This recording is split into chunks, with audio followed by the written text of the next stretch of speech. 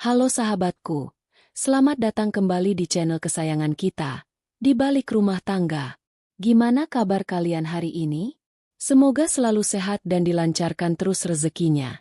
Ya, hari ini kita akan membawakan sebuah kisah yang dijamin bakal menguras emosi, bikin gregetan di awal, tapi diakhiri dengan plot twist yang super memuaskan dan penuh makna. Kisah tentang seorang istri yang selalu dihina dan diperlakukan layaknya pembantu tak berharga oleh ibu mertua dan suaminya sendiri. Hingga suatu hari sebuah rahasia besar tentang identitas sang ayah kandung membungkam kesombongan mereka semua. Tapi sebelum kita mulai masuk ke inti ceritanya, yuk kita absen dulu bareng-bareng. Pastikan jari kalian sudah klik tombol like dan subscribe ya.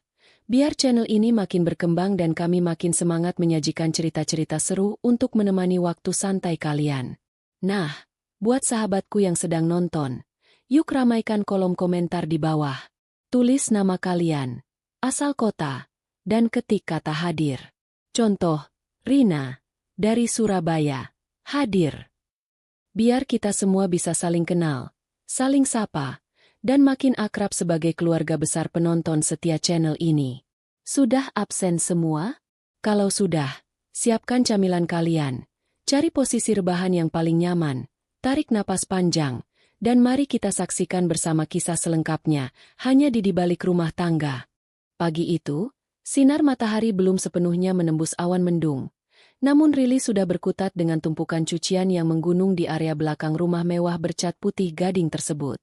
Rumah berlantai 2 dengan pilar-pilar besar bergaya klasik itu adalah milik suaminya, Satria. Bagi banyak orang, kediaman itu tampak seperti istana yang menjanjikan kebahagiaan abadi. Namun bagi Rili, tempat ini tak ubahnya penjara tak kasat mata yang mengurungnya dalam rutinitas menyiksa. Sejak ia resmi menyandang status sebagai istri Satria, gelar nyonya rumah hanyalah sebuah ilusi semata. Di rumah besar ini, status Rili tak lebih dari asisten rumah tangga yang tenaganya terus diperas dari fajar menyingsing hingga larut malam tanpa kenal lelah. Tangan Rili yang dulunya sangat halus kini terasa kasar, kaku, dan mulai kemerahan. Ia terus mengucek noda membandel pada kemeja kerja suaminya, memastikan dengan sangat teliti agar tidak ada setitik pun kotoran yang tertinggal. Napasnya terengah-engah, peluh membasahi dahi dan terus menetes melewati pelipisnya. Belum selesai ia membilas pakaian yang terakhir, suara langkah kaki yang diiringi ketukan hak sepatu terdengar mendekat dari arah pintu dapur. Rili langsung menghentikan gerakannya, menundukkan kepala dengan dada berdebar cemas. Ia tahu betul siapa pemilik langkah itu. Suara lengkingan tajam dan menusuk telinga langsung memecah kesunyian pagi. Bu Atik, ibu dari suaminya, berdiri di ambang pintu dengan lengan bersedekap. Wanita parubaya itu mengenakan gaun tidur berbahan sutra mahal, rambutnya tertata rapi, dan perhiasan emas tampak berkilau angkuh di pergelangan tangannya.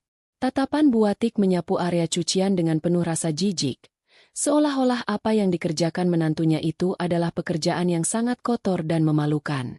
Ibu mertuanya seketika membentak Rili, mempertanyakan mengapa pekerjaan mencuci saja sangat lamban dan menuduhnya sedang bermain air alih-alih membereskan tugas rumah tangga dengan benar.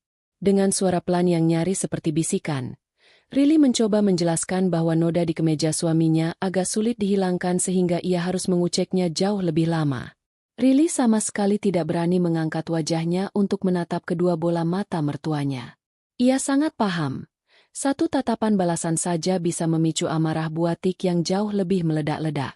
Mendengar jawaban lirih itu, kemarahan Bu Atik justru semakin memuncak. Ia menyebut alasan Rili sebagai omong kosong belaka. Bu Atik tanpa ragu melabeli Rili sebagai perempuan miskin yang sama sekali tidak becus mengurus kebersihan rumah. Ia menegaskan dengan nada merendahkan bahwa Satria menikahinya bukan untuk menjadikannya nyonya besar yang tinggal duduk manis. Bu Atik terus menekan batin Rili, menegaskan kembali bahwa jika bukan karena putranya yang terlalu berbaik hati dan merasa kasihan, Rili dipastikan masih hidup melarat di gubuk reot bersama ayahnya. Setiap kata yang diucapkan seakan menjadi belati tajam yang menusuk relung hati Rili.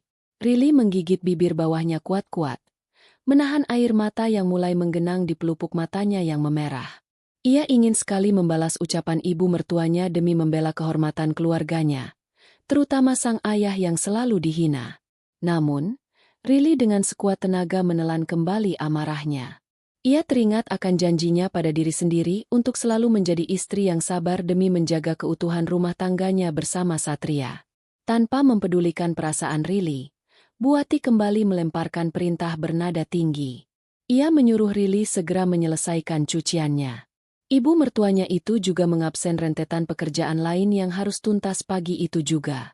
Rili ditugaskan mengepel seluruh lantai 1 tanpa boleh menyisakan setitik debu pun. Lalu harus segera menuju dapur untuk menyiapkan sarapan. Bu Atik meminta dibuatkan seporsi nasi goreng hidangan laut dengan bumbu yang benar-benar pas, disertai ancaman keras agar Rili tidak memasaknya terlalu asin. Setelah puas melontarkan cacian, Bu Atik melangkah kembali ke dalam rumah, meninggalkan Rili yang berlutut di dekat ember dengan hati yang hancur. Begitu punggung mertuanya tak lagi terlihat, setetes air mata jatuh membasahi punggung tangan Rili yang masih dipenuhi busa sabun. Ia menangis dalam diam, terisak sepelan mungkin. Tubuhnya terasa begitu letih, diperlakukan bak mesin pembantu tanpa henti. Namun, Rili segera mengusap air matanya menggunakan lengan dasternya. Jika ia sampai terlambat, Bu Atik pasti akan memutarbalikkan fakta dan mengadukannya kepada Satria. Dengan sisa tenaga, Rili menyelesaikan bilasan terakhir, menjemurnya di bawah terik matahari pagi, dan bergegas mengambil seember air bersih beserta alat pel. Ruang tamu di kediaman besar itu berlantaikan marmer berkualitas sangat tinggi yang memantulkan cahaya dari lampu kristal.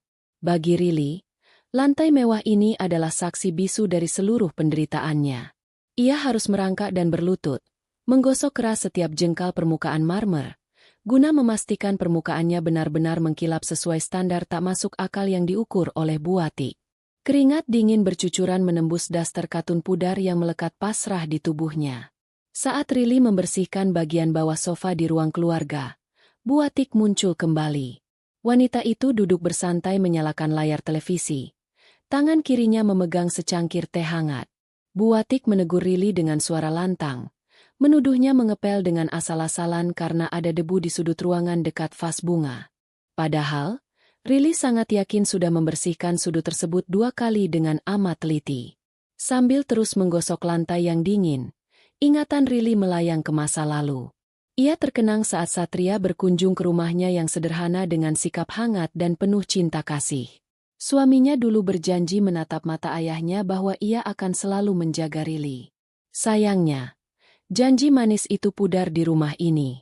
Satria menutup mata dan telinga dari penindasan ibunya. Di hadapan Satria, Bu Atik senantiasa mengenakan topeng ibu mertua yang lembut. Suara dentang jam dinding klasik seketika menyadarkan Rili. Jarum jam tepat menunjuk pukul 7 pagi. Rili terkesiap panik dalam diam. Satria dipastikan akan segera bangun, sedangkan ia belum menyentuh wajan untuk memasak sarapan. Ia bergegas mencuci tangannya yang memucat dan berlari kecil menuju area dapur. Dapur megah itu adalah medan tempur batinnya. Ia bergegas mengeluarkan udang segar yang sudah dikupas, cumi-cumi, telur, dan semangkuk nasi sisa semalam. Tangannya cekatan mengiris bumbu. Suara ketukan pisau beradu dengan papan talenan menutupi debar jantungnya. Minyak panas mendesis saat Rili memasukkan bumbu halus. Ia sangat berhati-hati saat menaburkan sejumput garam, mencicipi sedikit bumbu untuk memastikan rasanya sudah berada di titik paling pas di lidah. Begitu nasi goreng itu matang, ia menyajikannya dengan rapi di atas piring porselen, menghiasinya dengan potongan mentimun segar serta tomat melingkar. Rili melangkah perlahan menuju ruang makan utama. Bu Atik rupanya sudah duduk tegak di kursi utama dengan raut wajah masam. Ibu mertuanya menggerutu kasar, menuduh Rili sengaja berlama-lama menyiksa dirinya kelaparan. Rili menunduk lesu meminta maaf, menjelaskan bahwa ia diwajibkan memastikan seluruh lantai bersih terlebih dahulu. Bu Atik mendengus tak acuh. Ia merampas sendok perak, menyendok nasi goreng itu sedikit, lalu memasukkannya ke dalam mulut. Rili menahan napas was-was. Ia melihat kedua alis Bu Atik bertaut sangat rapat, disusul bibirnya yang mengerucut seolah mengecap racun. Dengan gerakan kasar, ibu mertuanya itu melempar sendoknya kembali ke piring hingga menimbulkan bunyi dentingan yang memekakan telinga. Amarah Bu Atik meledak. Ia menghardik Rili, mengkritik udangnya terasa keras seperti karet, nasinya terlalu lembek, dan keseluruhan rasanya hambar. Lewat tatapan tajam, Bu Atik menuduh Rili berniat meracuninya. Rili mencoba merespons membela diri dengan suara bergetar, meyakinkan bahwa ia sudah memasaknya persis sesuai takaran. Sayangnya, pembelaan kecil itu dicap sebagai bentuk perlawanan kurang ajar. Bu Atik membentaknya jauh lebih keras, kembali menghina status sosial Rili. Ia menegaskan bahwa masakan ala orang miskin tidak akan pernah memiliki level yang cocok untuk disajikan di lidah orang kaya. Dipenuhi nada mengancam, Bu Atik memerintahkan Rili membuang makanan sampah itu dan membuat porsi baru. Jika rasanya masih berantakan, Rili dilarang menyentuh makanan seharian. Bu Atik beranjak berdiri dan melenggang pergi dari ruang makan dengan angkuh. Rili perlahan membereskan nampan tersebut dengan kedua tangan gemetar. Begitu sampai di balik tembok dapur yang dingin, Rili menyandarkan punggungnya lemah dan merosot jatuh ke lantai ubin. Ia menangis terseduh-seduh tanpa suara sambil memeluk kedua lututnya erat-erat, meratapi kemalangan nasibnya yang tak ubahnya serpihan debu di bawah telapak kaki ibu mertuanya. Semburat jingga di ufuk barat perlahan memudar, digantikan oleh selubung kegelapan malam yang merayap turun menyelimuti langit. Namun penderitaan Rili di rumah megah itu sama sekali belum menunjukkan tanda-tanda akan berakhir. Setelah seharian penuh menguras tenaga membersihkan setiap sudut rumah, menyetrika tumpukan pakaian yang menggunung tinggi, dan memastikan makan malam tersaji dengan sempurna di atas meja makan porselen, tubuh Rili rasanya seperti remuk redam tanpa sisa energi. Kakinya gemetar hebat menahan beban kelelahan yang luar biasa, sementara punggungnya terasa kaku bagai ditusuk oleh ribuan jarum kasat mata. Di tengah rasa lelah yang mendera fisik dan mentalnya secara bersamaan, telinga Rili sayup-sayup menangkap suara deru mesin mobil mewah yang memasuki pelataran rumah. Jantungnya berdetak sedikit lebih cepat, menghadirkan secercah harapan kecil. Suaminya, Satria, akhirnya pulang dari kantor setelah seharian bekerja. Belum sempat Rili melangkah menuju pintu depan untuk menyambut kedatangan suaminya, Bu Atik sudah lebih dulu bergegas turun dari tangga ruang keluarga. Sikap wanita paruh baya itu berubah 180 derajat dalam hitungan detik. Wajah garang yang sepanjang hari terus-menerus melontarkan cacian, makian, dan hinaan tajam kepada Rili, kini seketika disulap menjadi raut wajah seorang ibu yang penuh dengan kasih sayang dan kelembutan tiada tara. Bu Atik dengan gerakan cepat dan kasar merampas nampan perak berisi segelas teh lemon dingin yang baru saja diracik oleh Rili dengan susah payah. Sambil memberikan tatapan mata tajam penuh ancaman agar menantunya itu segera menyingkir dari jalannya, Bu Atik melangkah dengan postur sangat anggun menyambut putra semata wayangnya tepat di ambang pintu utama rumah tersebut. Satria melangkah masuk ke dalam rumah dengan raut wajah kuyu dan simpul dasi yang sudah melonggar di kerah kemejanya. Tekanan pekerjaan di kantor benar-benar memeras energinya hari ini. Melihat kedatangan putranya yang tampak kelelahan, Bu Atik langsung menyodorkan gelas teh lemon itu dengan senyuman hangat yang begitu meyakinkan. Ibu mertuanya itu mengelus lengan Satria dengan sangat lembut, menyuarakan kekhawatirannya yang berlebihan melihat betapa lelahnya sang anak bekerja keras demi kelangsungan hidup keluarga. Bu Atik bahkan dengan fasih dan tanpa dosa mengklaim bahwa ia sengaja meracik minuman segar itu sendirian di dapur, menghabiskan waktunya khusus untuk menyambut kepulangan putra kesayangannya. Satria tersenyum tipis, meneguk minuman itu dengan lega, dan mengucapkan terima kasih yang tulus atas perhatian ibunya. Sama sekali tanpa menyadari keberadaan Rili yang berdiri dia mematung menahan pedih di sudut lorong remang-remang. Ketika waktu makan malam tiba, suasana di ruang makan terasa sangat menyesakkan bagi Rili. Lampu kristal raksasa yang menggantung di atas meja makan seolah menyoroti betapa terasingnya ia di keluarganya sendiri.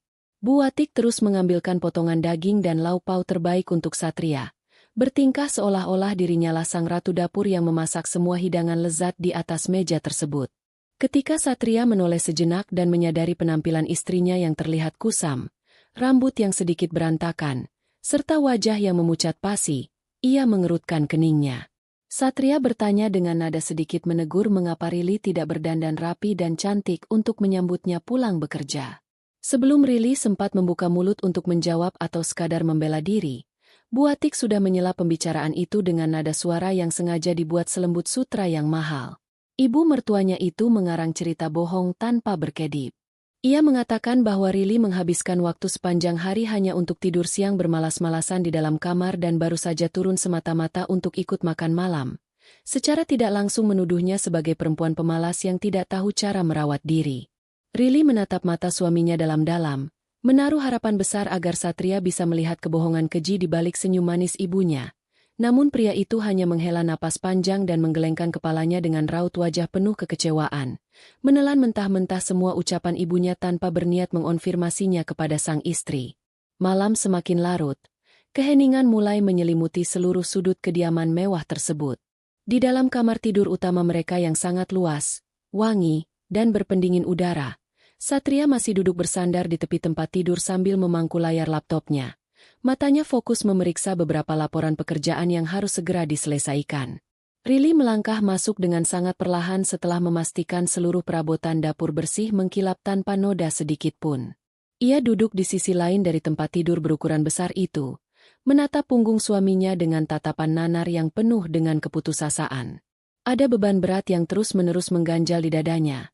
Sebuah perasaan sesak yang menyiksa dan sudah tidak sanggup lagi ia pendam sendirian di dalam hati.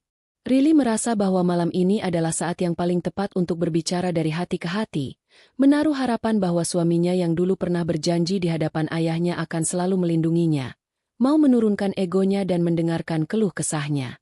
Dengan suara yang sangat pelan, hati-hati, dan sedikit bergetar karena menahan tangis, Rili mulai membuka celah percakapan. Ia bertanya terlebih dahulu tentang bagaimana pekerjaan Satria di kantor hari ini, mencoba mencairkan suasana yang terasa membeku. Setelah Satria menjawab dengan sangat singkat tanpa sedikit pun mengalihkan pandangannya dari layar yang menyala, Rili memberanikan diri mendekat dan menyentuh punggung tangan suaminya. Ia perlahan menumpahkan seluruh perasaannya yang terpendam, menceritakan runtutan kejadian hari ini secara garis besar. Rili menjelaskan dengan suara lirih betapa kerasnya ia berusaha menyelesaikan semua pekerjaan rumah tangga yang sangat menguras tenaga seorang diri, tanpa adanya bantuan asisten rumah tangga satupun di rumah sebesar ini. Ia juga menceritakan dengan hati perih bagaimana setiap hasil jerih payahnya selalu dianggap salah, selalu dikritik tajam, hingga hinaan-hinaan menyakitkan tentang latar belakang keluarganya yang miskin terus dilontarkan tanpa henti. Rili menegaskan bahwa ia tidak bermaksud menjelek-jelekan siapapun. Ia murni hanya memohon perlindungan agar Satria bersedia menjadi penengah yang adil dan memberikan sedikit saja ruang bernapas untuknya di neraka berkedok rumah ini. Mendengar rentetan penuturan istrinya yang penuh dengan nada kesedihan, gerakan jari Satria di atas papan ketik seketika terhenti total.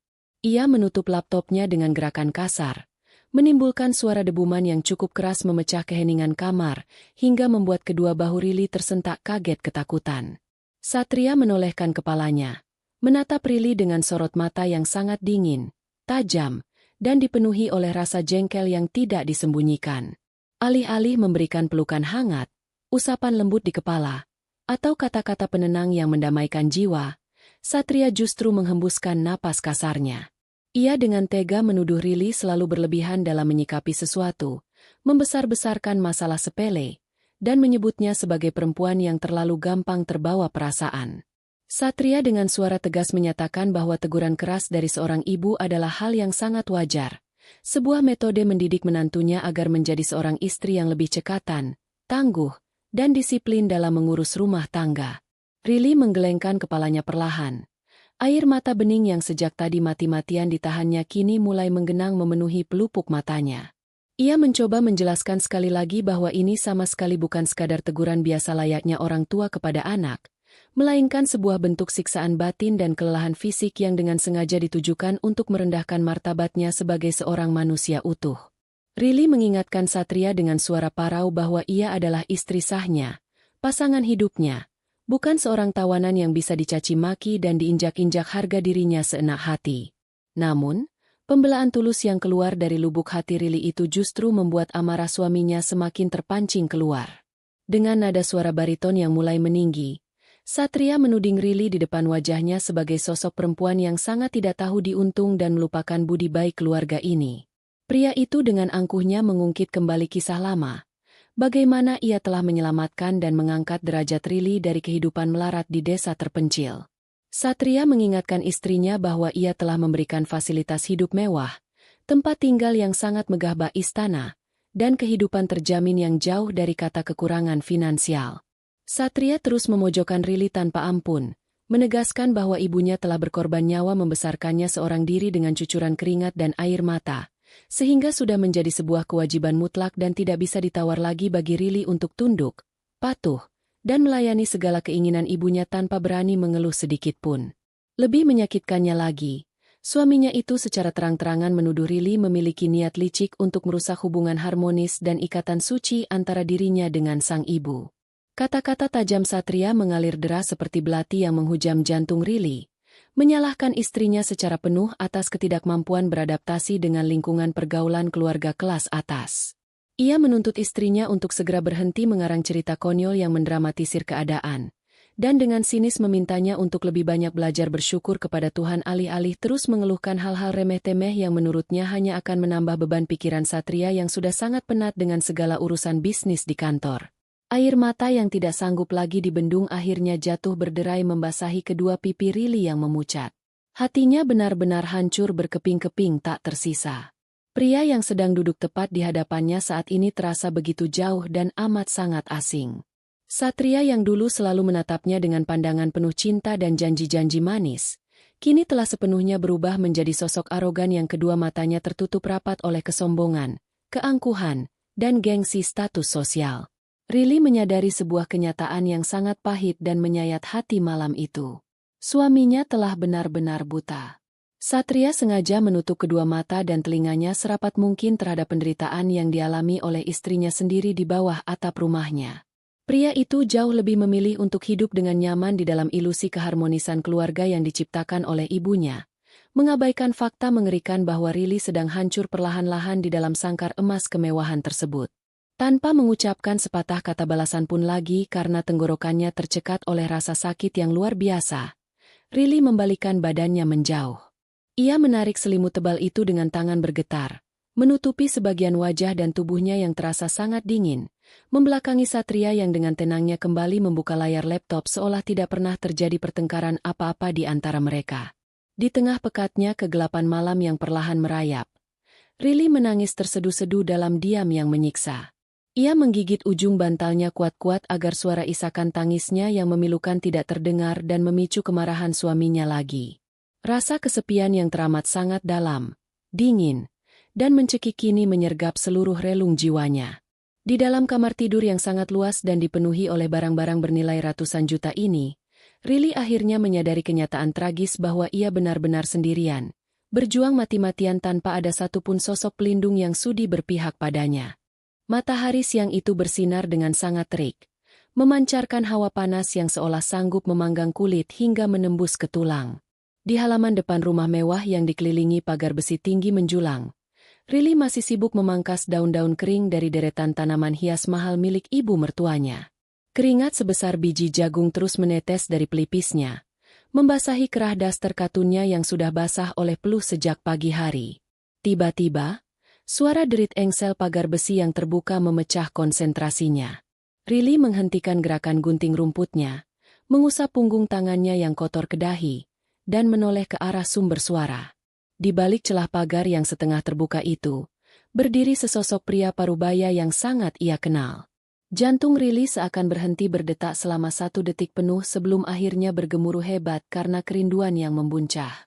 Pria itu adalah Pak Baskoro, ayah kandungnya tercinta, yang sengaja datang jauh-jauh dari kampung halaman hanya untuk melihat keadaan putri semata wayangnya di kota. Penampilan Pak Baskoro siang itu sangat jauh dari kata mewah, seolah menjadi antitesis yang sangat kontras dari kemegahan bangunan rumah yang menjulang tinggi di belakang Rili. Pria parubaya itu mengenakan kemeja batik berlengan pendek yang warnanya sudah memudar dan lusuh di beberapa bagian, dipadukan dengan celana bahan berwarna gelap yang ujungnya tampak berdebu setelah menempuh perjalanan darat yang sangat panjang. Di kakinya, hanya menempel sepasang sandal jepit karet tipis yang tali penahannya sudah terlihat retak-retak termakan kerasnya jalanan. Di tangan kanannya, ia menenteng sebuah tas anyaman bambu tua yang tampak penuh sesak, kemungkinan besar berisi hasil kebun atau buah tangan sederhana dari desa. Meskipun tubuhnya tampak sangat lelah dan peluh membasahi wajah rentanya, Seulas senyum yang hangat dan sangat tulus langsung merekah di bibir Pak Baskoro begitu kedua matanya menangkap sosok putri kesayangannya berdiri di taman. Rili seketika melempar gunting rumputnya ke tanah, berlari sekencang mungkin menghampiri ayahnya, dan langsung meraih tangan kasar pria itu untuk menciumnya dalam-dalam.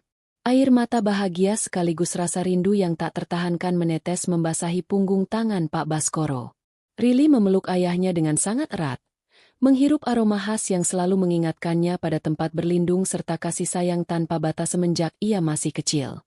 Pak Baskoro mengusap puncak kepala putrinya dengan lembut, menanyakan kabarnya dengan suara bariton yang menenangkan jiwa, menatap mata Rili dengan pandangan penuh kebanggaan dan kelegaan.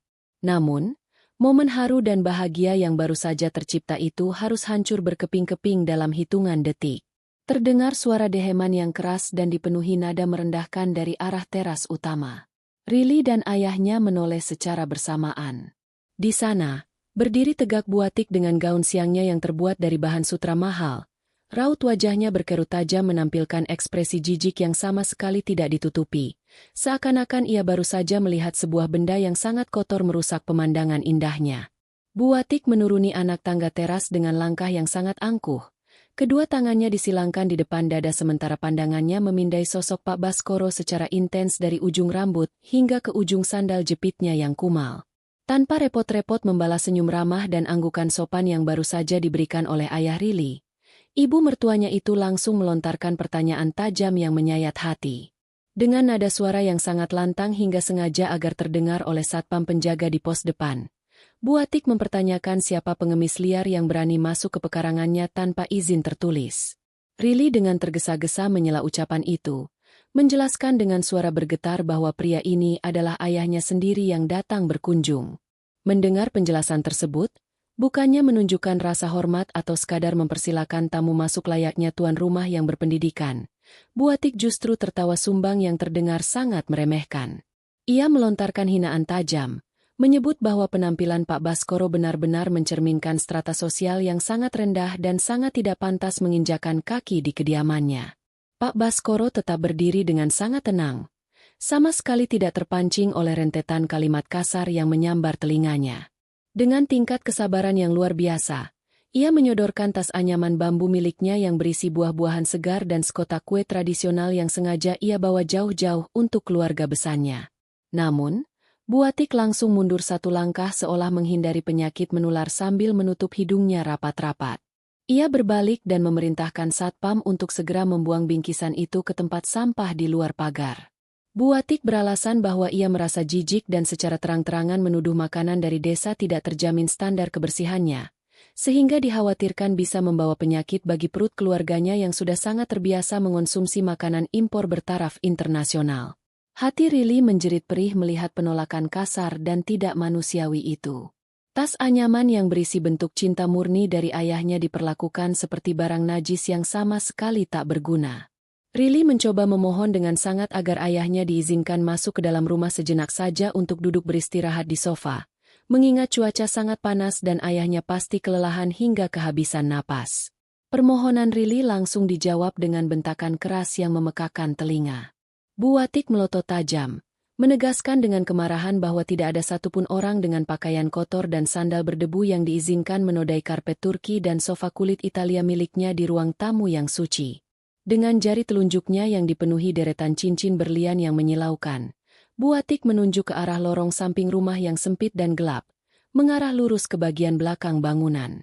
Ia memberikan perintah mutlak kepada Rili untuk membawa ayahnya ke teras belakang, yakni area pembuangan air dan tempat jemuran pakaian basah, yang biasanya hanya digunakan oleh para tukang bangunan atau tukang kebun untuk beristirahat. Jika masih bersikeras ingin mengobrol membuang-buang waktu, Buatik menyuruh mereka duduk di atas kursi kayu usang di sana, dengan syarat tegas agar wujud mereka tidak merusak keindahan pemandangan di bagian depan rumah. Rili menggertakkan giginya sekuat tenaga menahan amarah yang meledak-ledak di dalam dada.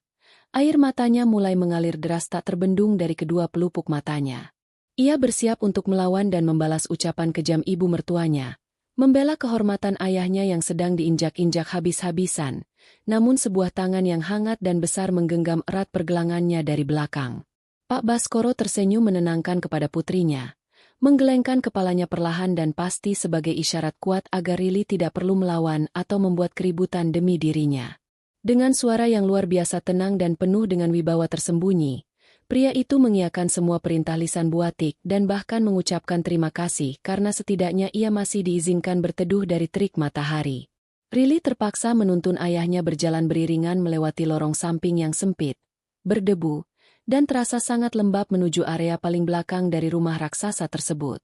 Di sana, tepat di teras belakang yang letaknya sangat berdekatan dengan gudang penyimpanan barang-barang bekas dan saluran pembuangan air, Rili menarik sebuah kursi kayu panjang yang catnya sudah mengelupas parah. Ia mengambil sehelai kain lap bersih dari saku dasternya, menggosok dudukan kursi itu berulang kali sambil membiarkan air mata terus berjatuhan membasahi kedua pipinya.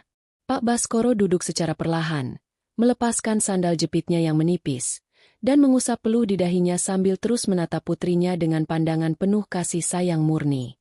Ia sama sekali tidak mengeluhkan tempat yang sangat tidak layak tersebut, melainkan justru mengelus lembut bahu Rili yang bergetar, mencoba menghibur dengan mengatakan bahwa udara di bagian belakang rumah ini terasa jauh lebih sejuk dan menenangkan pikiran.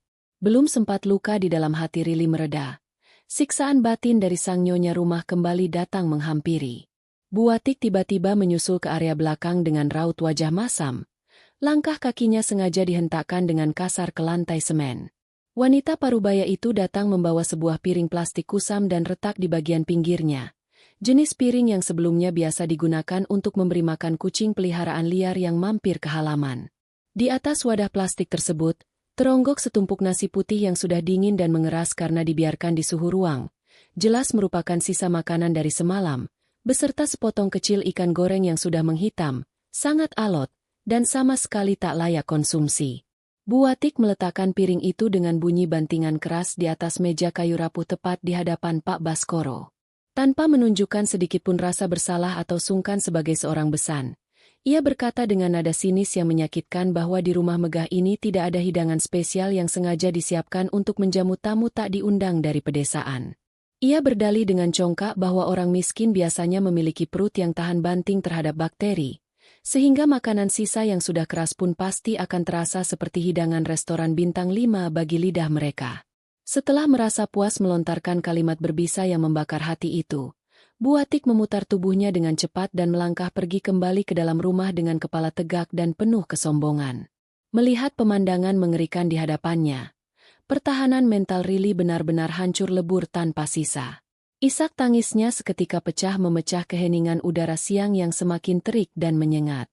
Rili dengan gerakan cepat menjulurkan kedua tangannya untuk merampas piring hina tak bermartabat itu, berniat kuat untuk membuang isinya ke selokan dan segera memasakkan makanan baru yang masih panas dan layak untuk sang ayah. Tidak peduli sedikit pun jika nanti ia harus menerima hukuman fisik atau makian paling berat sekalipun dari ibu mertuanya. Ia benar-benar tidak sudi membiarkan pria agung yang telah membesarkannya dengan cucuran darah dan keringat itu dipaksa memakan tumpukan sampah sisa semalam.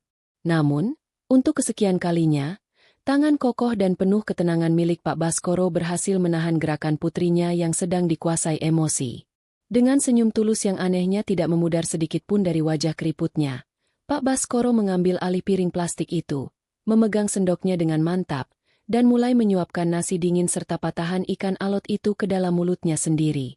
Pria tua itu mengunyah makanannya dengan ritme yang sangat tenang, bahkan memuji di sela kunyahannya bahwa rasanya sangat enak, gurih, dan cukup mengenyangkan perutnya yang lapar. Rili yang tak kuasa menahan pedih akhirnya jatuh terduduk lemas di atas lantai semen yang kasar, memeluk erat kedua lutut ayahnya sambil menangis histeris tanpa mengeluarkan suara. Merasa telah menjadi sosok anak yang paling gagal dan tidak berguna di dunia karena membiarkan ayahnya dipermalukan. Pak Baskoro menghentikan suapannya sejenak, mengusap pelan rambut putrinya yang berantakan, dan berbisik dengan sangat lembut agar Rili memendam seluruh air matanya dan terus bersabar menghadapi cobaan ini. Sambil kembali perlahan mengunyah sisa makanan yang dingin dan menyedihkan itu, tatapan mata Pak Baskoro diam-diam menelusuri seluruh sudut bangunan rumah tersebut, menyimpan rapat-rapat sebuah rahasia besar dan ketegasan di dalam hatinya, menunggu waktu yang paling tepat untuk meruntuhkan seluruh kesombongan dan keangkuhan yang telah menginjak-injak harga diri putrinya tanpa ampun. Sinar matahari sore yang mulai meredup menyelinap masuk melalui celah-celah ventilasi gudang belakang, memberikan pencahayaan temaram pada wajah Rili yang masih sembab akibat tangisan hebat.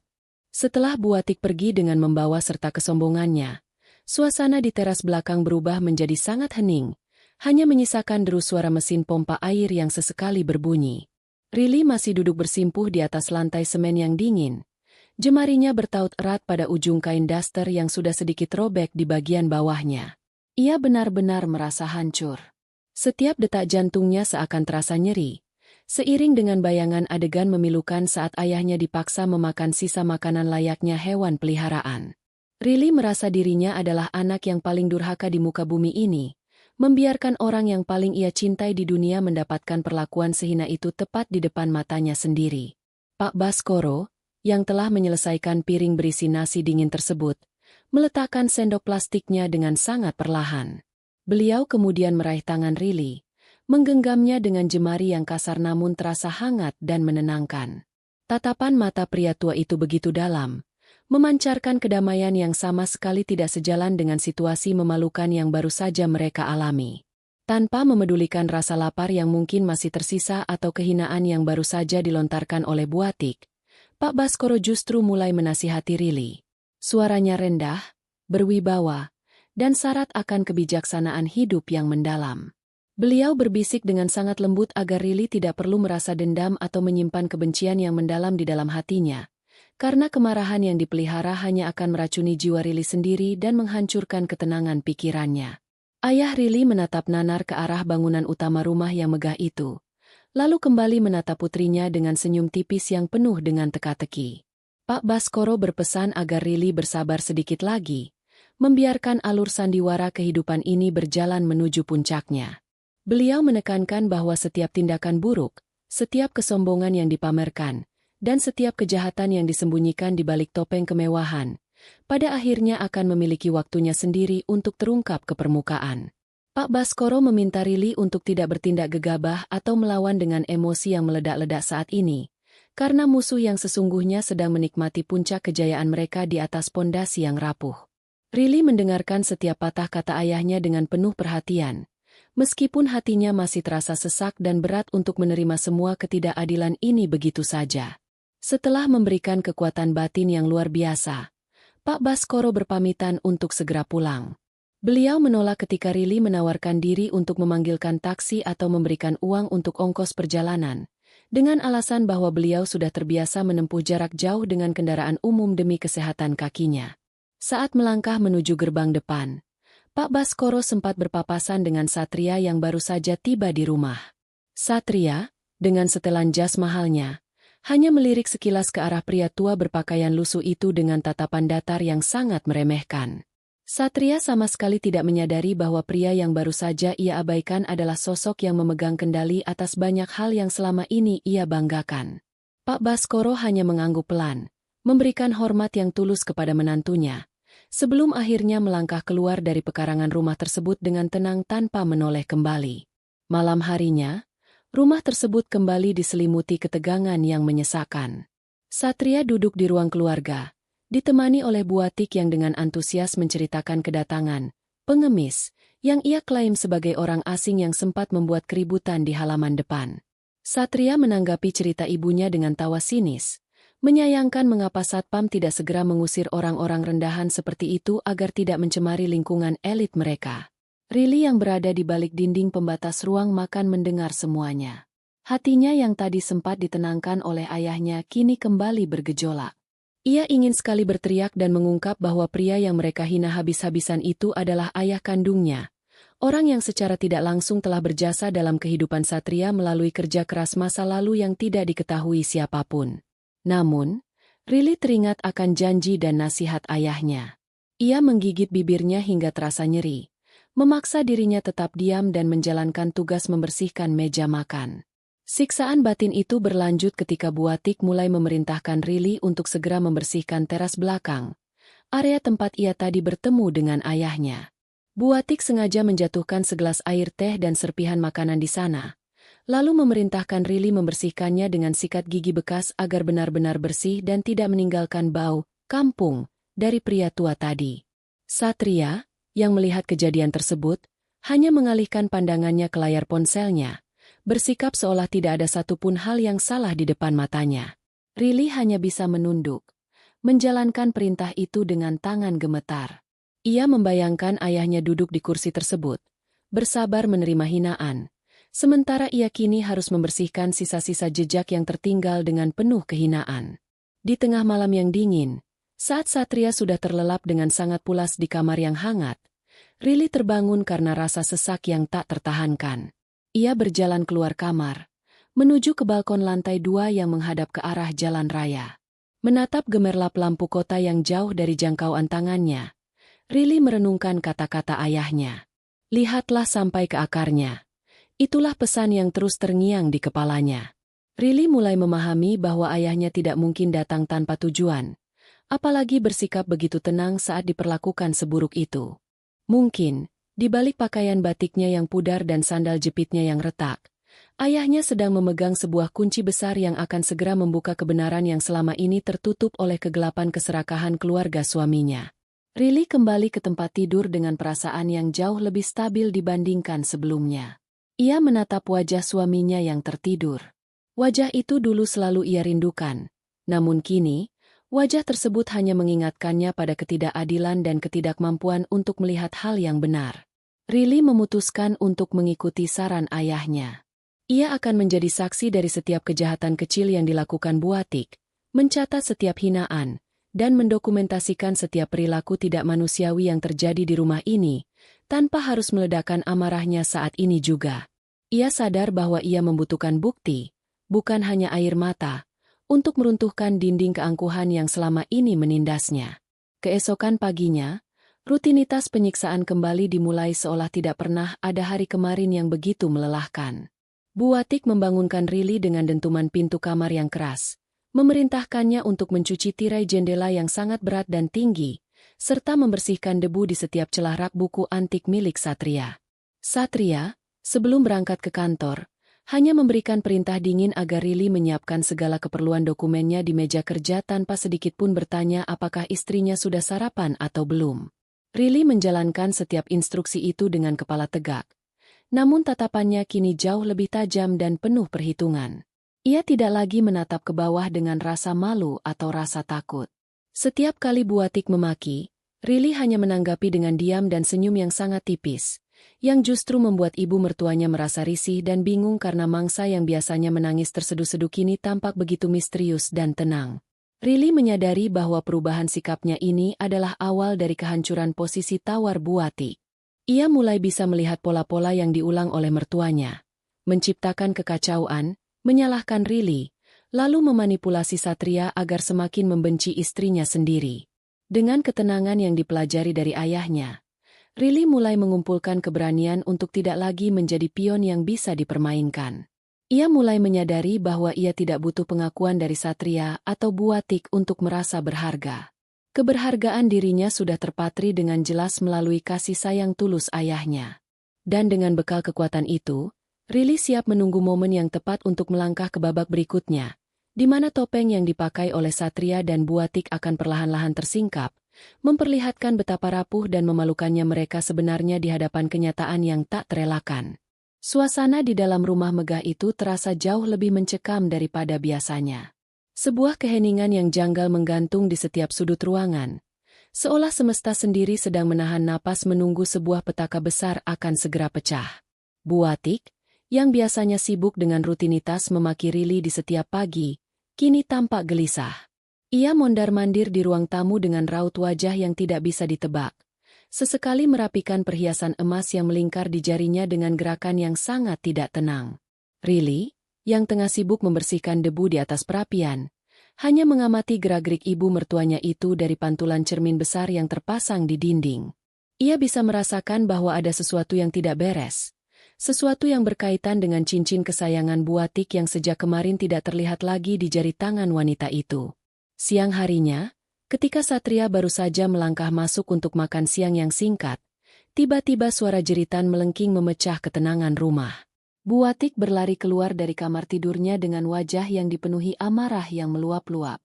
Ia menudingkan jari telunjuknya tepat ke arah hidung Rili yang sedang membawa nampan berisi minuman.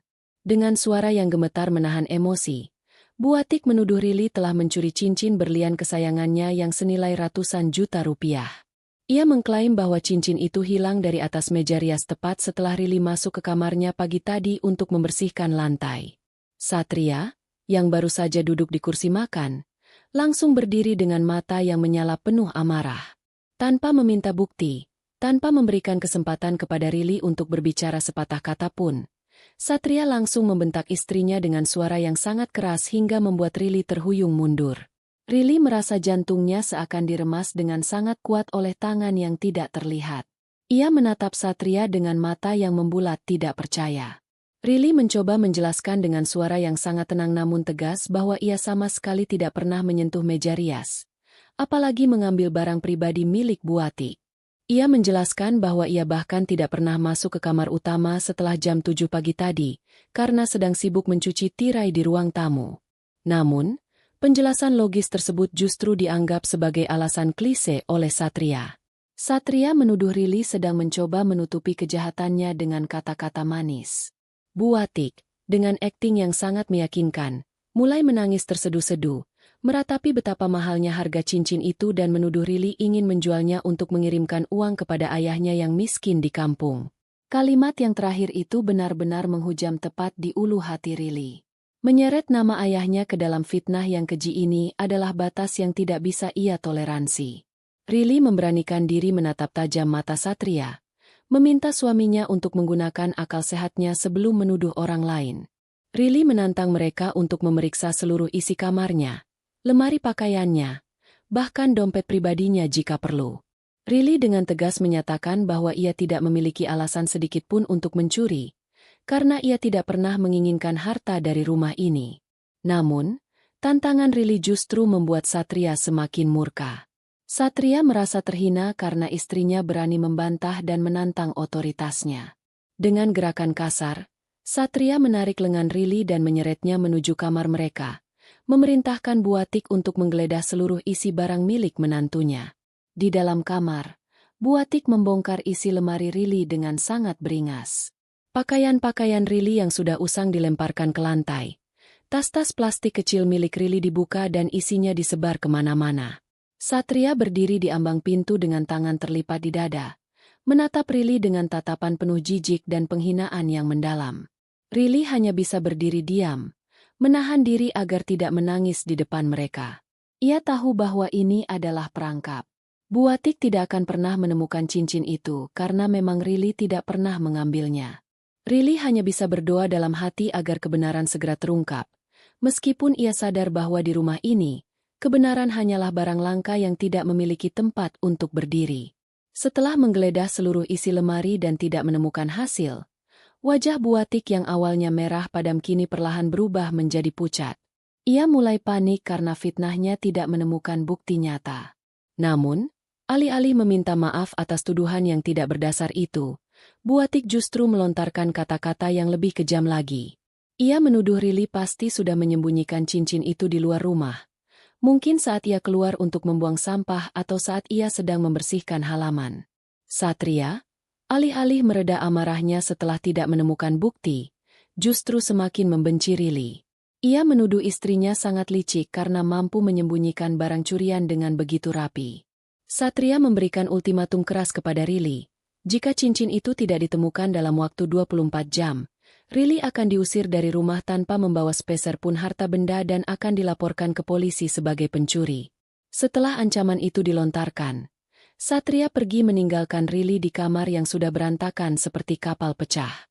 Buatik mengikuti dari belakang dengan wajah yang masih dipenuhi amarah namun terselip kepuasan kecil, karena berhasil menyiksa batin menantunya. Rili terduduk di atas lantai di antara tumpukan pakaiannya yang berserakan. Keheningan kamar yang menyiksa kembali menyergap. Rili tidak menangis. Ia justru tertawa getir dalam hati. Ia baru saja melihat betapa rendahnya cara kerja ibu mertuanya untuk menyingkirkannya. Rili menyadari bahwa fitnah ini adalah bagian dari strategi untuk membuat Satria benar-benar membuangnya dari kehidupan mereka selamanya. Rili kemudian teringat kembali pesan ayahnya untuk tetap tenang dan melihat ke akar permasalahannya. Ia mulai mengamati setiap sudut kamar dengan teliti. Jika cincin itu tidak ada di sini, Kemana sebenarnya Buatik menyembunyikannya? Rili mulai merangkak di lantai, mengamati setiap celah di bawah tempat tidur dan di sudut-sudut lemari yang tadinya tidak digeledah secara detail oleh Buatik. Sambil melakukan itu, ingatan Rili kembali ke momen saat Buatik tadi pagi keluar dari kamarnya dengan wajah yang gelisah. Buatik sempat melewati tempat sampah kecil di sudut kamar dan berhenti sejenak di sana. Rili mendekati tempat sampah itu, mengaduk-aduk isinya dengan sangat hati-hati. Di antara gumpalan kertas tisu bekas dan bungkus camilan, tangan Rili menyentuh sesuatu yang keras dan dingin. Dengan jantung yang berdebar kencang, ia mengeluarkan benda itu.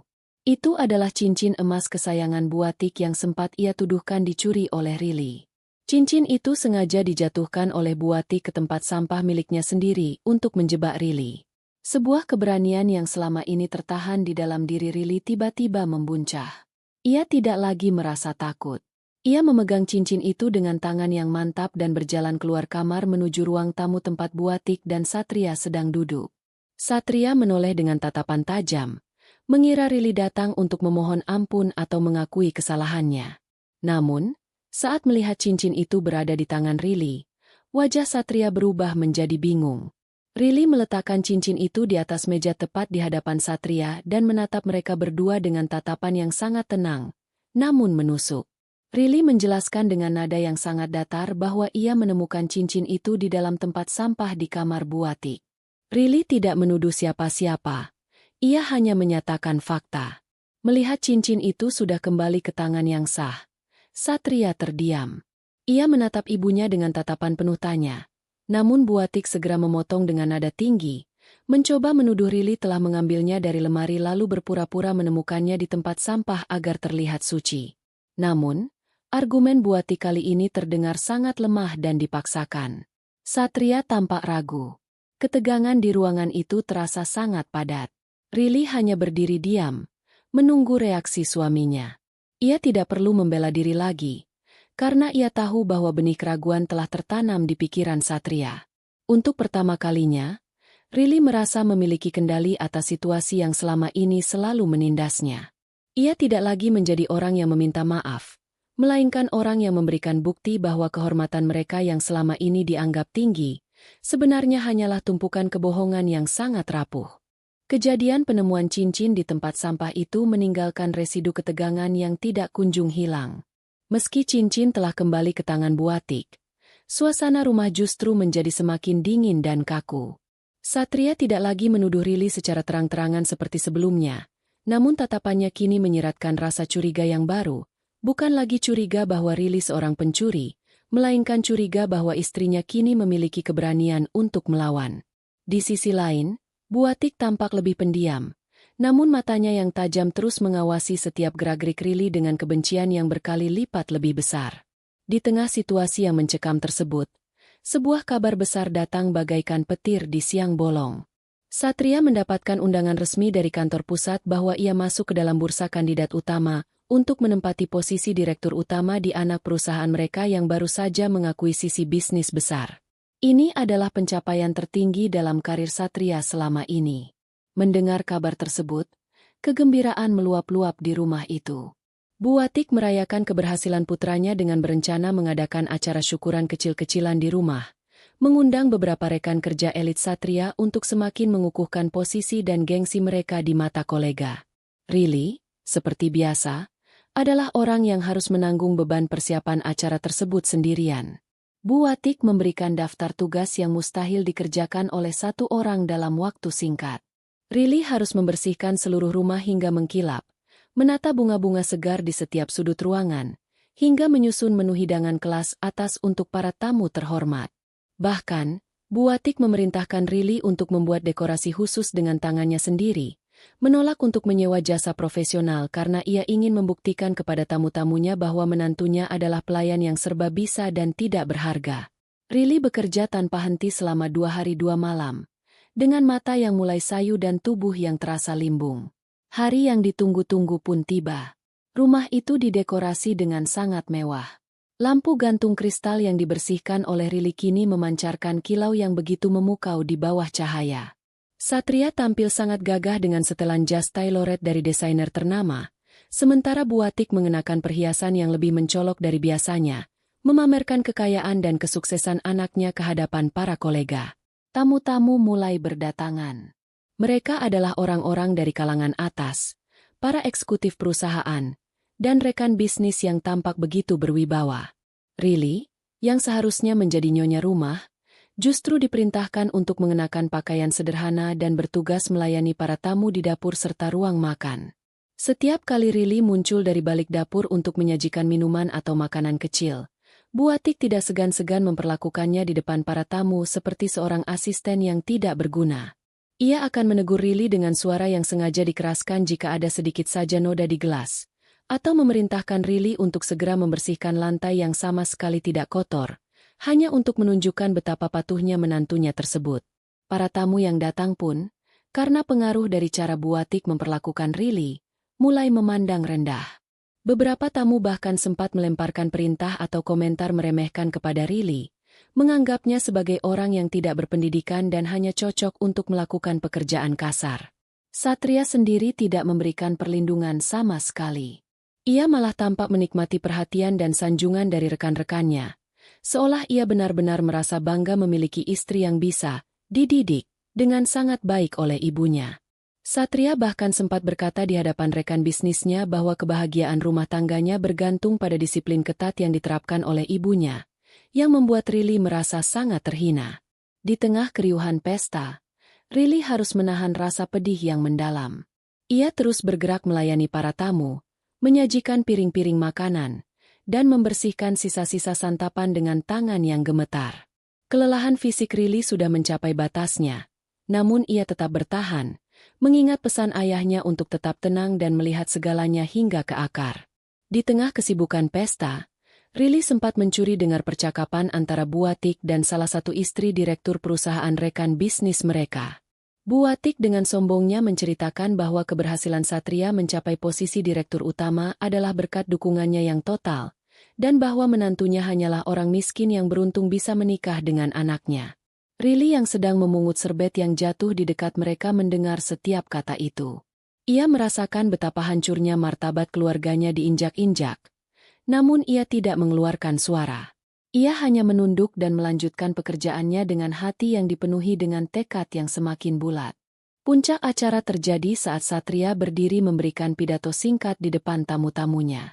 Ia berbicara tentang visi masa depannya, tentang ambisi perusahaan, dan tentang dukungan tak ternilai dari ibunya.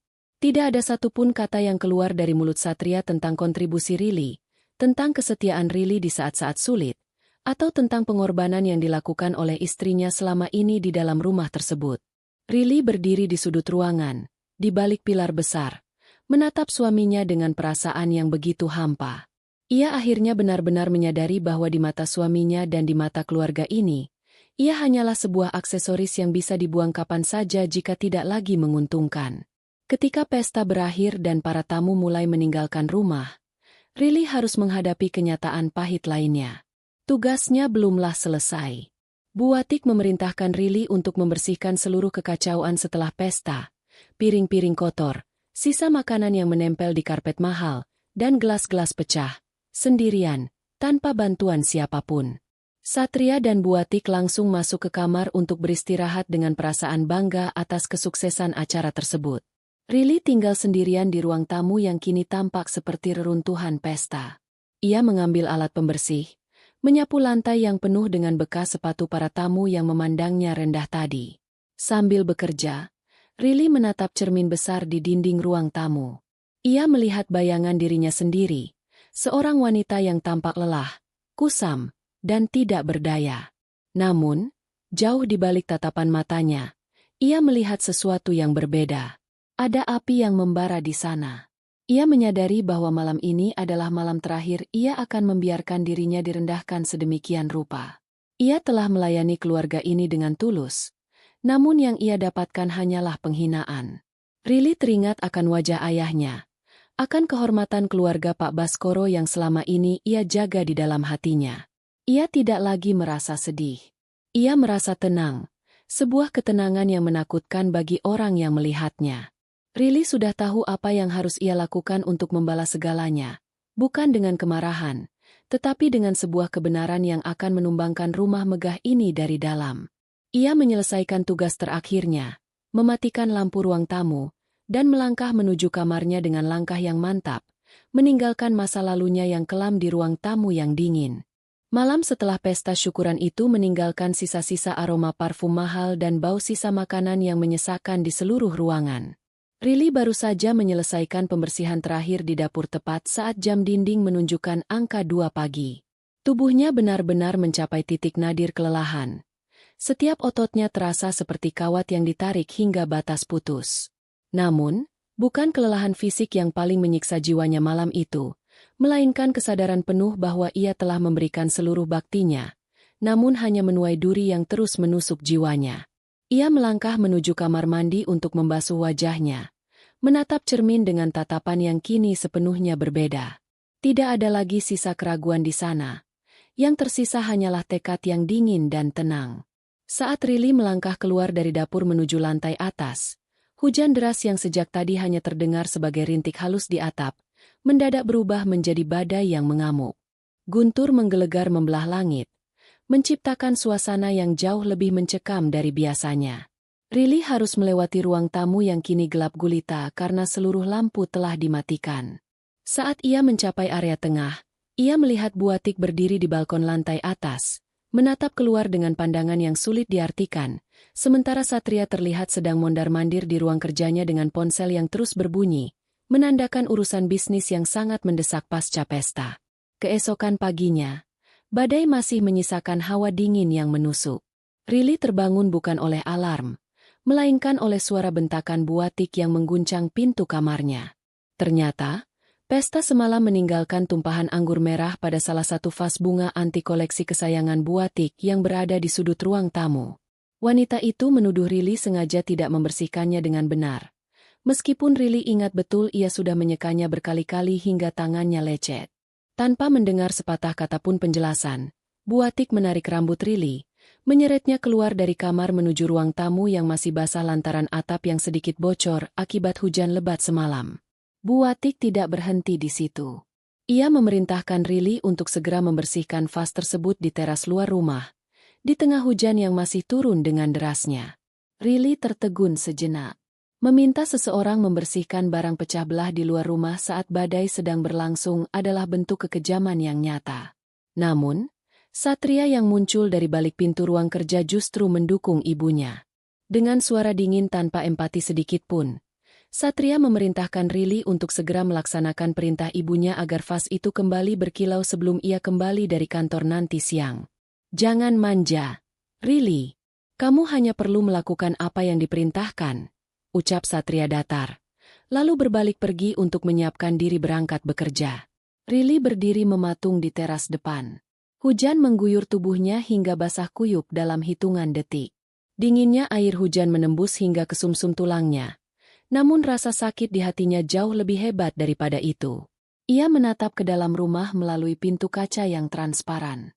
Di sana, Satria sedang sibuk mengenakan jasnya dengan santai, sementara Buatik menyesap teh hangat sambil sesekali melirik Riley dengan tatapan penuh kemenangan dari balik kaca yang hangat.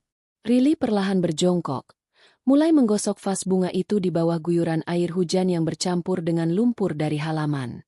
Ia melakukan tugas itu dengan sangat lamban, seolah setiap gerakannya adalah sebuah refleksi dari penderitaan yang akhirnya harus berakhir. Saat Riley tengah berjuang melawan dinginnya hujan, ia tanpa sengaja menyenggol vas bunga tersebut hingga terlepas dari pegangannya yang licin karena busa sabun. Vas itu menghantam lantai teras yang keras dan pecah berkeping-keping. Suara denting kaca yang pecah itu mengundang perhatian semua orang.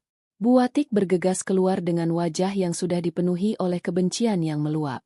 Ia menjerit histeris, menuduh Riley sengaja merusak barang berharga miliknya sebagai bentuk pembalasan dendam karena sering dimaki. Satria yang baru saja akan melangkah menuju mobilnya pun kembali masuk dengan wajah yang sudah merah padam karena murka. Satria tidak hanya membentak. Ia menarik lengan Riley dengan kasar hingga tubuh istrinya yang sudah menggigil hebat itu terhempas ke lantai yang becek. Ia menyebut Riley sebagai wanita tidak berguna yang hanya bisa membawa sial bagi keluarganya. Tanpa memedulikan kondisi istrinya yang sudah kebas karena kedinginan, Satria memberikan hukuman yang paling mematikan. Ia memerintahkan Rili untuk keluar dari rumah saat itu juga. Ia tidak peduli Rili mau pergi kemana, tidur di mana, atau makan apa. Ia hanya ingin Rili segera hilang dari pandangannya hari ini. Bu Atik dengan penuh antusias menambahkan bahwa Rili tidak boleh membawa satupun barang dari rumah tersebut, bahkan pakaian ganti sekalipun, karena semua barang itu dianggap milik keluarga Satria. Rili yang masih terduduk di lantai teras dengan air hujan yang terus membasahi tubuhnya, menatap suaminya dengan pandangan yang sangat tenang. Ia tidak menangis, ia tidak berteriak, dan ia tidak memohon ampun. Di tengah guyuran badai, Rili berdiri secara perlahan. Ia menyapu wajahnya dari air hujan, lalu menatap Satria dan Bu Atik bergantian dengan tatapan yang membuat sang ibu mertua justru merasa tidak nyaman. "Baik, Satria, aku akan pergi," ucap Rili dengan suara yang sangat jernih dan tegas, melampaui suara gemuruh badai di sekitar mereka. Ia tidak menoleh lagi. Tanpa membawa apapun, tanpa memohon belas kasihan, Rili melangkah keluar dari gerbang rumah megah itu dengan kaki telanjang. Langkah Rili terasa sangat ringan, meski badai terus menghantamnya. Ia tahu kemana ia harus pergi. Ia bukan lagi sosok wanita yang takut akan masa depan. Di luar sana, di balik kabut hujan yang tebal, ia tahu bahwa ayahnya sedang menunggu. Rili tidak merasa diusir. Ia justru merasa baru saja dibebaskan dari penjara yang selama ini menyekap jiwanya. Setiap tetes air hujan yang membasahi kulitnya terasa seperti pembersihan dari segala kehinaan yang pernah ia terima. Ia telah menyelesaikan seluruh skenario, kesabaran, yang diminta oleh ayahnya. Dan sekarang, ia akan melangkah ke babak di mana kebenaran akan segera terungkap. Rili terus berjalan, menjauh dari rumah yang selama ini ia sebut sebagai istana. Ia tidak tahu bahwa keputusan Satria dan Bu Atik untuk mengusirnya di tengah badai justru merupakan kesalahan terbesar yang pernah mereka buat. Mereka telah membuang kunci dari kebenaran yang akan menghancurkan mereka. Rili memandang ke langit yang gelap, tersenyum kecil di tengah guyuran hujan, karena ia tahu persis bahwa hari esok tidak akan pernah sama lagi bagi keluarga Satria. Ia telah melepaskan segalanya, dan dalam pelepasan itu, ia menemukan kekuatan sejatinya. Langkah kakinya yang mantap meninggalkan jejak di atas tanah yang berlumpur, menuju sebuah pertemuan besar yang akan mengubah takdir seluruh orang yang pernah merendahkannya. Ia bukan lagi Rili si pembantu, ia adalah Rili yang akhirnya sadar akan nilainya, dan ia siap untuk menagih segala kerugian yang telah dibuat oleh mereka yang telah menginjak-injak harga dirinya tanpa sedikit pun rasa sesal. Hari pelantikan direktur utama anak perusahaan itu tiba dengan atmosfer yang begitu megah. Ruang rapat utama di gedung pencakar langit pusat kota telah disulap menjadi tempat yang sangat formal dan mewah. Lampu-lampu sorot menyinari meja kayu jati panjang yang telah diatur sedemikian rupa untuk menyambut para petinggi perusahaan. Satria datang dengan rasa percaya diri yang melambung tinggi. Ia mengenakan setelan jas termahal yang ia miliki, rambutnya tertata klimis, dan langkah kakinya terasa sangat ringan. Seolah-olah kursi direktur utama itu sudah sepenuhnya berada dalam genggamannya. Di sampingnya, Bu Atik berjalan dengan dada membusung bangga, mengenakan gaun yang sangat mencolok dengan kalung berlian yang ia pamerkan kepada siapapun yang ia temui di lorong kantor. Mereka berdua tidak menyadari bahwa hari ini adalah hari di mana puncak kesombongan mereka akan bertemu dengan dinding kenyataan yang sangat keras. Pihak perusahaan memang telah mengumumkan bahwa pengambil alihan bisnis besar ini dipimpin oleh sosok pemilik saham utama yang misterius. Sosok ini jarang sekali menampakkan diri di publik, dan konon katanya, dialah yang menentukan siapa yang pantas duduk di posisi puncak anak perusahaan. Satria dan Bu Atik terus membicarakan bagaimana mereka akan memberikan kejutan kepada sang pemilik saham bahwa mereka adalah orang yang paling loyal dan pantas. Mereka bahkan sempat meremehkan para direktur lain yang tampak gugup, merasa bahwa posisi mereka sudah aman berkat koneksi dan kinerja yang mereka pamerkan selama ini. Satria duduk di kursi yang telah disiapkan dengan wajah yang sudah memancarkan aura kemenangan, sementara Bu Atik duduk di kursi tamu kehormatan dengan senyum angkuh yang tidak pernah pudar. Tepat saat jam menunjukkan pukul 10 pagi, pintu ruang rapat utama yang besar dan berat itu terbuka lebar. Suasana di dalam ruangan seketika hening. Bukan hanya karena wibawa sosok yang akan masuk, melainkan karena atmosfer yang berubah menjadi sangat serius. Deretan pengawal berseragam rapi berdiri membentuk barisan, memberi jalan bagi sosok yang akan memimpin rapat. Dari balik pintu, muncul seorang pria parubaya dengan langkah yang sangat tenang namun penuh tekanan. Pria itu mengenakan setelan jas berwarna gelap yang sangat sederhana namun tampak berkelas tinggi, jauh berbeda dengan pakaian mencolok yang dikenakan oleh Buatik. Satria dan Buatik yang awalnya bersiap untuk memberikan sambutan hangat, tiba-tiba mematung. Senyum di wajah mereka membeku, berubah menjadi pucat pasi dalam hitungan detik. Sosok pria itu adalah Pak Baskoro, ayah Rili yang pernah mereka hinakan di teras belakang rumah, yang pernah mereka berikan makanan sisa, dan yang pernah mereka usir layaknya seorang pengemis rendahan. Tidak ada lagi penampilan lusuh atau sandal jepit karet yang menipis. Pak Baskoro berdiri di depan semua orang dengan wibawa seorang pemimpin besar yang menguasai seluruh aset perusahaan di ruangan itu. Satria merasa jantungnya seakan berhenti berdetak. Ia mencoba mencari kebenaran di balik matanya. Apakah dia salah lihat atau mungkin ini hanya mimpi buruk? Buatik bahkan lebih parah lagi. Ia terlihat gemetar hebat di kursinya. Matanya melotot tidak percaya, dan tangannya yang memegang tas mewah mulai kehilangan tenaga hingga tas itu jatuh ke lantai. Pak Baskoro tidak langsung duduk. Ia berdiri di ujung meja, menyapu pandangannya ke seluruh ruangan, dan tatapannya berhenti tepat di wajah Satria. Tidak ada kebencian yang terpancar. Yang ada justru tatapan dingin yang jauh lebih mematikan daripada luapan amarah. Pak Baskoro mulai berbicara dengan suara yang tenang namun menggema ke seluruh penjuru ruangan. Beliau menjelaskan bahwa tujuannya hari ini bukan hanya untuk meresmikan jabatan, melainkan untuk melakukan pembersihan di dalam struktur manajemen perusahaan. Beliau menegaskan bahwa sebuah perusahaan yang besar tidak akan pernah bisa bertahan jika dipimpin oleh orang-orang yang tidak memiliki integritas moral, yang tidak memiliki empati, dan yang menggunakan jabatan hanya untuk kesombongan pribadi. Satria mencoba membuka mulut, ingin memohon maaf atau memberikan penjelasan, namun suaranya tercekat di tenggorokan. Buatik berusaha berdiri untuk mengatakan sesuatu, namun kakinya lemas dan ia kembali jatuh terduduk. Pak Baskoro mulai memaparkan satu demi satu perilaku Satria selama ini. Beliau menunjukkan dokumen-dokumen yang mencatat segala bentuk penyalahgunaan wewenang, manipulasi laporan kerja untuk kepentingan pribadi, serta bukti-bukti keterlibatan Satria dalam beberapa proyek fiktif yang merugikan perusahaan. Setiap kata yang keluar dari mulut Pak Baskoro adalah bukti nyata yang tidak bisa dibantah. Semua direktur dan rekan kerja di ruangan itu saling berbisik, menatap Satria dengan pandangan yang penuh rasa jijik dan terkejut. Puncaknya adalah ketika Pak Baskoro mengeluarkan sebuah catatan kecil berisi kronologi perlakuan Satria dan Buatik terhadap Rili di rumah pribadi mereka. Pak Baskoro menceritakan di depan semua orang bahwa seorang pria yang tidak mampu memperlakukan istrinya sendiri dengan kasih sayang, kehormatan, dan keadilan di balik pintu tertutup, sama sekali tidak memiliki kredibilitas untuk memimpin ribuan karyawan di bawahnya. Pak Baskoro dengan tegas mengatakan bahwa kesuksesan yang diraih Satria selama ini bukanlah berkat kecerdasannya, melainkan berkat manipulasi dan upaya menjatuhkan orang lain, termasuk istrinya sendiri yang merupakan sosok tulus yang telah banyak berkorban untuknya. Ruangan rapat yang tadinya penuh dengan ambisi dan gengsi, kini berubah menjadi ruang pengadilan bagi Satria dan ibunya. Satria merasa seluruh dunianya runtuh dalam sekejap mata. Ia melihat rekan-rekan yang tadinya menjilatnya kini membuang muka. Tidak ada satupun yang berani membela. Buatik, yang tadinya merasa sebagai nyonya besar paling berpengaruh, kini tampak hancur lebur, menangis sesenggukan tanpa martabat sedikitpun. Pak Baskoro memberikan instruksi final kepada jajaran pengamanan perusahaan.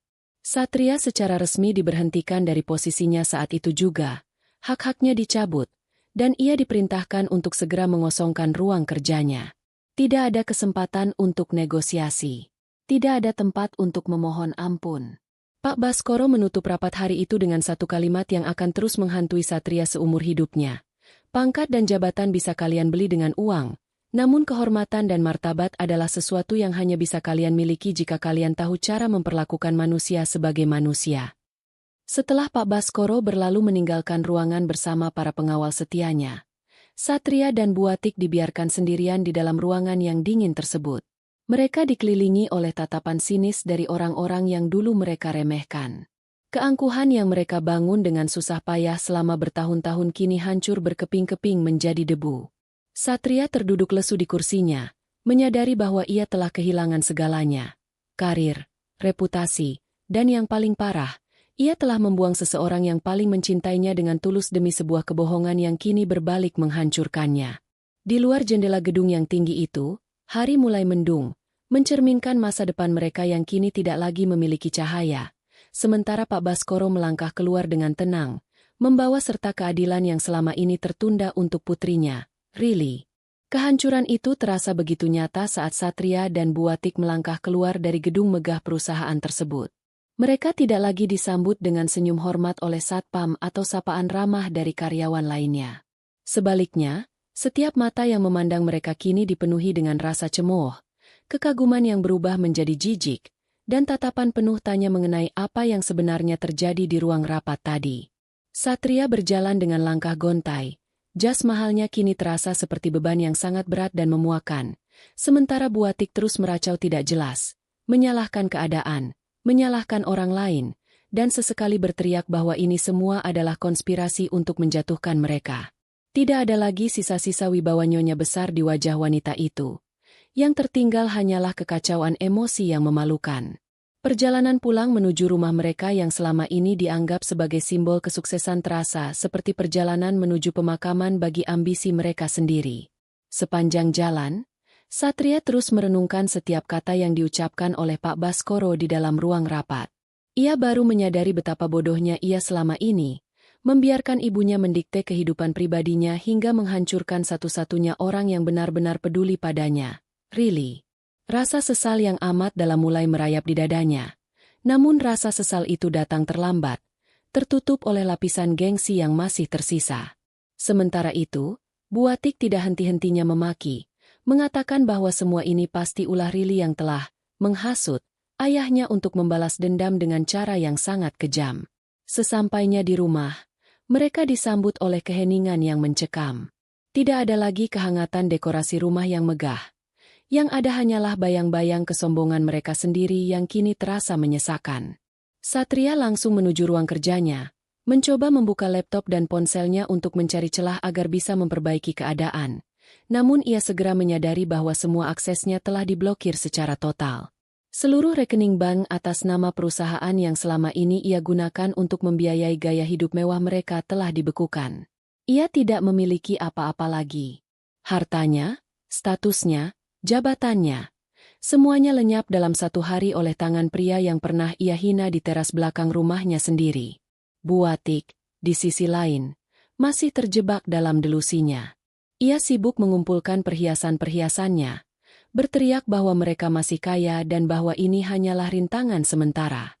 Namun, kenyataannya, petugas dari pihak pemberi kredit dan penagih utang mulai berdatangan satu persatu ke depan rumah mereka, menempelkan stempel penyitaan pada perabotan-perabotan mewah yang selama ini menjadi kebanggaan Buatik. Wanita itu jatuh terduduk di lantai ruang tamu, menangis histeris saat melihat lampu kristal raksasa yang dulu ia pamerkan kini mulai dilepas oleh petugas sita. Ia berteriak, meronta, dan mencoba memohon agar barang-barang itu tidak diambil. Namun petugas hanya menjawab dengan dingin bahwa semua aset ini adalah jaminan dari utang-utang yang selama ini ditutup-tutupi oleh Satria dengan laporan palsu. Di tengah situasi yang semakin kacau tersebut, Satria keluar dari ruang kerjanya dengan wajah yang jauh lebih tenang. Namun ketenangan itu adalah ketenangan seorang pria yang sudah kehilangan segalanya. Ia melihat ibunya sedang dirayu oleh petugas sita agar bersedia pindah dari rumah tersebut, karena rumah ini pun telah disita oleh bank akibat gagal bayar kredit properti jangka panjang. Satria tidak mengeluarkan suara sedikit pun. Ia hanya memandang ibunya dengan tatapan kosong.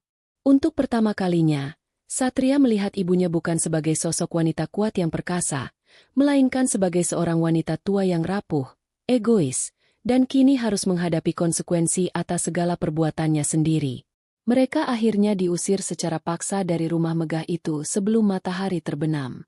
Dengan hanya membawa beberapa pakaian yang tersisa di dalam koper usang, mereka berdiri di pinggir jalan raya, di bawah langit yang mulai gelap. Tidak ada lagi mobil mewah yang menjemput, tidak ada lagi sopir pribadi, dan tidak ada lagi pengikut yang setia. Mereka kini benar-benar sendirian, terdampar di kota yang selama ini mereka anggap sebagai tempat untuk menancapkan kekuasaan. Satria mencoba menelepon beberapa temannya, namun nomornya telah diblokir. Tidak ada satupun orang yang sudi mengangkat telepon dari seorang pria yang telah jatuh dari puncak kejayaan menjadi seseorang yang penuh dengan skandal. Malam itu, mereka terpaksa menumpang di sebuah penginapan murah yang kumuh di pinggiran kota. Kamar yang sempit, bau apek yang menyengat, dan dinding yang penuh dengan noda menjadi tempat peristirahatan mereka yang kontras dengan kenyamanan kasur busa empuk di rumah mewah yang dulu mereka huni. Bu Watik terus meracau tentang bagaimana mereka harus membalas dendam, bagaimana mereka harus menemukan Rili dan memaksa gadis itu untuk memohon kepada ayahnya agar mengembalikan posisi Satria. Satria hanya duduk di sudut ruangan, mendengarkan racauan ibunya dengan pandangan yang kosong. Ia tahu, dalam hatinya yang paling dalam, bahwa tidak ada lagi jalan kembali. Rasa lapar mulai menyerang, dan mereka menyadari bahwa mereka tidak memiliki uang sepeser pun untuk membeli makan malam. Satria menatap ibunya yang sedang meratapi nasib sambil memegang kalung imitasi yang tersisa. Satu-satunya benda yang tidak sempat disita karena dianggap tidak berharga. Saat itulah, sebuah kesadaran yang sangat pahit menghantam Satria. Ia teringat kembali pada hari-hari awal pernikahan mereka, saat Rili datang ke rumah ini dengan membawa harapan dan ketulusan. Rili tidak pernah menuntut kemewahan, Rili tidak pernah meminta barang mahal, namun merekalah yang justru menghancurkan Rili karena menganggap Rili tidak setara dengan standar hidup mereka yang penuh dengan kepalsuan. Satria berjalan menuju jendela kecil yang menghadap ke arah jalanan yang ramai. Di sana, ia melihat seorang wanita yang terlihat sangat mirip dengan Rili tengah berjalan dengan tenang di bawah lampu jalan, dijemput oleh sebuah mobil mewah yang elegan. Meskipun hanya sekilas, ia bisa merasakan aura ketenangan yang terpancar dari wanita itu, ketenangan yang tidak pernah ia miliki, bahkan saat ia berada di puncak karirnya. Rili kini telah bebas. Rili kini telah kembali ke dunianya sendiri yang penuh dengan harga diri dan cinta kasih. Sementara dirinya kini terjebak dalam ruang sempit yang gelap bersama ibunya yang masih menolak untuk mengakui kesalahan. Satria sadar bahwa inilah neraka yang sebenarnya, sebuah kehidupan tanpa kehormatan, di mana mereka harus menanggung sisa hidup dengan bayang-bayang kesombongan masa lalu yang kini menghantui setiap langkah mereka di setiap pagi yang dingin dan penuh penyesalan. Kesombongan telah mengantarkan mereka pada titik terendah, dan kini mereka harus belajar hidup dengan kenyataan pahit bahwa harta bukanlah segalanya, dan mereka telah membuang permata yang paling berharga demi tumpukan sampah yang kini telah disita oleh semesta. Pagi hari di sebuah rumah makan sederhana namun bersih dan nyaman di pinggiran kota, Satria dan Bu Watik tampak duduk dengan kepala tertunduk di sebuah meja kayu. Penampilan mereka sangat kontras dengan kemewahan yang pernah mereka banggakan. Pakaian mereka tampak lusuh, wajah mereka lesu, dan sorot mata mereka kehilangan semua api ambisi yang dulu membara. Mereka telah menghabiskan waktu berhari-hari mencari tahu di mana Pak Baskoro dan Rili berada, didorong oleh keputusasaan yang luar biasa. Harapan mereka satu-satunya adalah memohon pengampunan agar jabatan Satria bisa dikembalikan. Sebuah harapan naif yang hanya lahir dari ketidakmampuan mereka untuk menerima kenyataan bahwa dunia mereka telah runtuh total. Tiba-tiba, sebuah mobil sedan hitam yang elegan berhenti tepat di depan kedai. Satria dan Bu Watik mendongak. Jantung mereka berdegup kencang saat melihat sosok wanita yang sangat mereka kenal turun dari kendaraan tersebut. Itu adalah Rili. Namun, Rili yang berdiri di hadapan mereka saat ini sangat jauh berbeda dengan Rili yang dulu mereka kenal. Ia mengenakan pakaian yang rapi, elegan, dan memancarkan aura kepercayaan diri yang begitu tenang. Wajahnya tidak lagi tampak murung atau menyimpan kesedihan. Ia berdiri dengan tegak, memandang ke arah mantan suami dan mantan ibu mertuanya dengan tatapan mata yang sulit diartikan, bukan kebencian, bukan pula rasa kasihan, melainkan sebuah kejernihan yang membuat Satria merasa sangat kecil di hadapannya. Tak lama kemudian, Pak Baskoro turun dari sisi lain mobil. Kehadirannya seketika membuat suasana di dalam kedai menjadi hening. Satria dan Bu Watik tanpa diperintah langsung jatuh bersujud di kaki mereka. Air mata mulai bercucuran dari mata Satria yang kini dipenuhi penyesalan yang sangat terlambat. Dengan suara parau yang terputus-putus, Satria memohon agar Rili dan Pak Baskoro memaafkan segala perbuatannya. Ia mengaku bahwa ia baru menyadari betapa kejamnya ia selama ini, dan memohon agar jabatan serta kehidupan lamanya dikembalikan, berjanji akan menjadi pria yang berbeda. Buatik pun tak kalah heboh. Ia meraung-raung meminta belas kasihan, menyebut bahwa ia hanyalah seorang ibu yang ingin anaknya sukses, dan memohon agar mereka diberikan kesempatan kedua untuk bisa hidup nyaman kembali. Riley menatap kedua orang yang dulu menindasnya itu dengan perasaan yang sangat tenang. Ia tidak sedikit pun tergerak untuk membangunkan mereka dari sujud yang penuh kepalsuan itu. Alih-alih memberikan kata-kata pengampunan yang dinantikan, Riley perlahan mengeluarkan sebuah map coklat dari dalam tasnya.